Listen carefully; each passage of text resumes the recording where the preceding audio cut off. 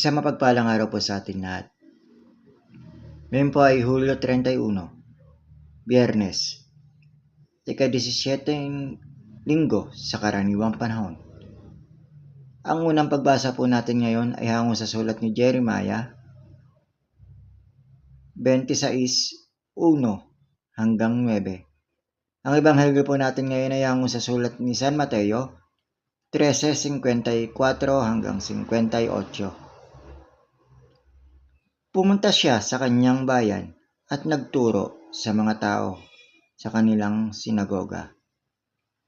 Namangha silang lahat at nagsabi, "Saan kaya galing ang kanyang karunungan at natatanging kapangyarihan?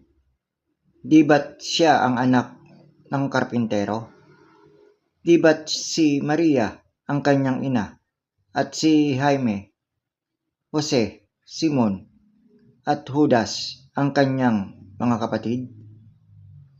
Hindi ba narito sa piling natin ang lahat niyang kapatid na babae? Ano't nangyari sa kanya ang lahat ng ito? At bulag sila tungkol sa kanya."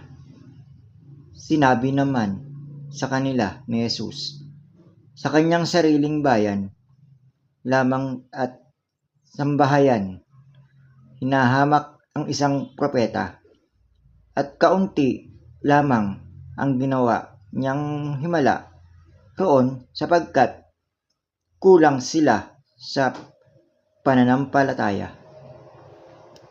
Ang salita ng Diyos.